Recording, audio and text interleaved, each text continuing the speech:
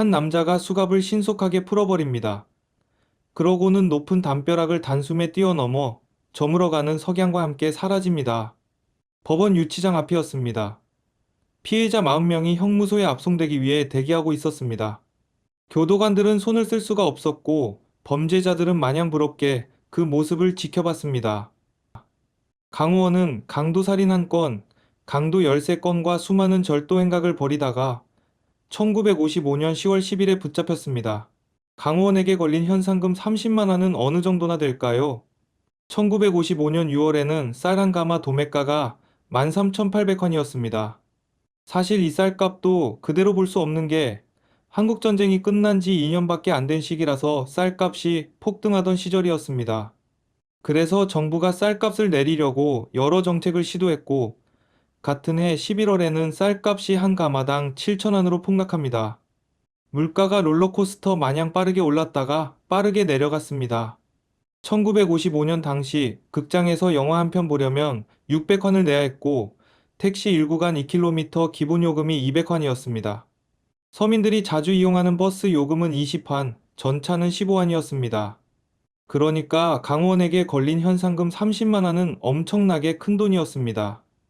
어쨌든 탈주범 강원 이야기로 다시 돌아가 보겠습니다. 강우원은 현상금만 높았던 게 아니었습니다. 당시 언론은 강우원을 집중 보도하기 시작합니다. 한국판 루팡이라고 별명까지 붙었습니다. 탈주 당시 강우원은 법원 유치장 앞에 다른 피의자 40명 틈에 끼어 있었습니다. 형무소에 압송되기 위해 대기하고 있었습니다. 그런데 강우원은 수갑을 신속하게 풀고는 8척이나 되는 담을 단숨에 뛰어넘어 다람쥐처럼 옥상으로 올라가 저물어가는 석양과 함께 사라졌다고 합니다. 8척은 몇 미터나 될까요? 1척에 33cm 정도 되니까 8척은 2m 66cm 정도가 됩니다. 통계청에 의하면 1960년대 한국 남성의 평균 신장이 166cm라고 합니다. 이 평균치로 따지자면 강호원은 자기 키보다 1m나 높은 담벼락을 뛰어넘어 도주한 것입니다. 강호원이 담벼락을 타고 도주하자 이를 목격한 간수들도 담벼락을 뛰어넘으려고 했으나 실패하고 맙니다. 경찰 300여 명이 강호원을 잡으려고 투입되었으나 아무런 단서도 잡지 못한 채 시간이 흐릅니다. 12월 14일 강호원이 붙잡혔을 때 담당 검사였던 배시동 검사에게 편지 한 통이 날아옵니다. 편지를 보낸 사람은 다름 아닌 강호원이었습니다. 이 편지의 내용이 어이가 없고 또 수사당국을 몹시 비웃는 내용이라 일부 소개합니다. 그간 안녕하십니까? 그간이나마 나의 소식이 궁금하실 것 같아서 몇 자 문안드립니다. 탈옥을 하고 보니 따뜻한 동정을 보내주신 검사님에게 미안한 마음 한량 없으며 마음에 거슬립니다. 온 나라 경찰이 자기를 찾기 위해 눈에 불을 켜고 있는데 태연하게도 제 소식이 궁금할 것 같아 편지를 쓴다고 밝히고 있습니다. 강호원은 이 편지에 밝히길 11월 20일 체포되어 지검에 송치되자마자 탈옥을 계획했습니다. 심지어 탈옥할 기회를 3번이나 그냥 보냈다고 합니다. 강호원은 3번째 탈옥할 기회를 그냥 놓친 날이 12월 12일 자신이 결혼할 날이었다고 밝힙니다. 이 편지는 이렇게 끝이 납니다. 요 사이 날씨 추울 때 젊은 사람도 탈이 나기 쉬우니 더욱 몸조심하시며 내내 안녕하시며 멀리서 저는 축복하겠습니다. 검사를 걱정해주는 척 완전히 농락하고 있습니다. 보통 사이코패스 연쇄살인마들이 언론이나 수사 당국에 편지를 보내 자신의 높은 지능을 과시하며 유명세를 즐기기도 합니다.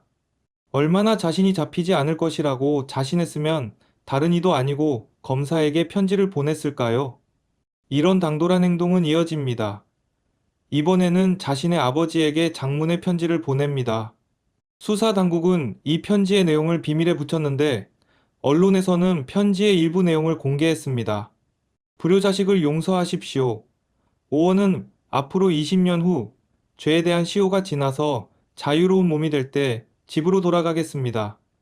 약혼녀에게도 다른 데로 시집가지 말라고 기다리라고 전해주십시오. 공소시효가 끝난 후에 나타나겠다는 건 이해라도 갑니다. 그런데 약혼녀는 무슨 죄를 지었기에 20년을 기다려달라고 하는 것일까요? 강우원은 정말이지 수사망을 뚫고 다녔습니다. 대전에서 검사에게 편지를 보냈고 서울에서 아버지에게 편지를 보냈으니까 말이지요. 수사 당국은 무능하게도 강호원의 발자국조차 찾지 못합니다. 전국 각지로 형사들을 보냈지만 허탕이었습니다. 강호원의 집은 찢어지게 가난했다고 합니다. 가난하지 않은 사람을 찾는 게 더 어려웠던 시절이었긴 하지만 남들보다 더욱 가난했던 모양입니다. 그런데 강호원이 객지만 나갔다가 오면 돈을 엄청나게 벌어와서는 백만장자처럼 돈을 쓰기 시작했습니다. 강호원은 가족과 마을 사람들에게 미군 부대에서 근무하고 있다고 말했습니다. 시골 마을에 카메라, 라디오까지 사들고 가서 이를 본 마을 사람들은 감탄할 수밖에 없었습니다.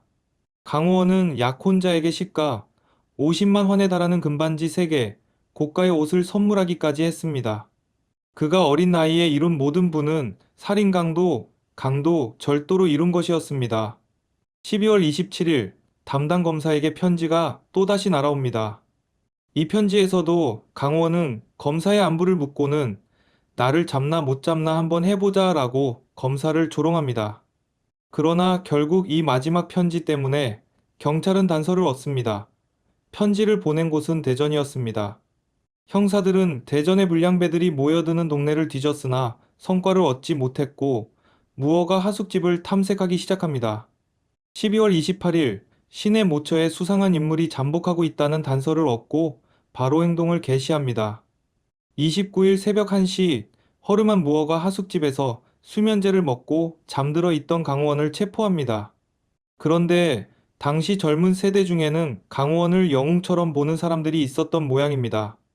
자칭 루팡이라고 서명을 한 편지들이 대전시장, 대구경찰서장에게 오기 시작했습니다. 이들은 영웅심에 불타는 위대한 청년 강호원을 풀어주지 않으면 온 가족을 죽이고 수류탄을 던지겠다는 등의 협박을 합니다.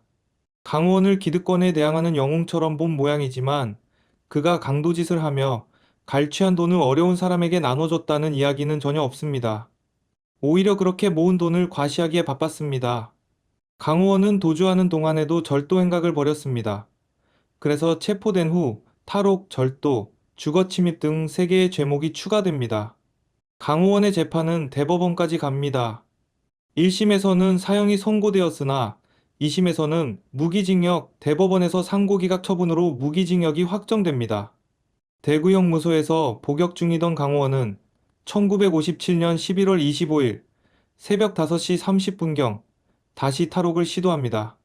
그런데 간수에게 발각되어 미수에 그치자 가지고 있던 송곳으로 자기의 심장을 찔러 사망하고 맙니다.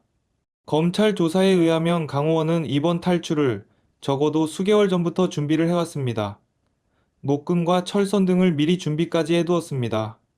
대한민국을 떠들썩하게 만든 탈주범 강호원은 마지막까지도 탈출을 꿈꾸다가 그렇게 세상을 떠났습니다. 여러분은 이 사건을 어떻게 보셨는지요? 저는 이 사건을 보면서 신창원이 떠올랐습니다. 그 이전에는데도 조세형이 있습니다. 이들의 공통점은 언론에 의해 범죄가 미화되었다는 사실입니다. 루팡이라는 말도 언론에서 붙여준 것이니까 말이지요. 여러분, 과거에 있었던 추억이나 기억을 댓글로 남겨주시면 다음 사건을 소개할 때 같이 소개하도록 하겠습니다. 사건의 도서관은 범죄 이야기를 하지만 범죄를 소개하면서 당시의 생활 모습을 함께 소개하는 역할을 하고 싶습니다. 지금까지 사건의 도서관이었습니다.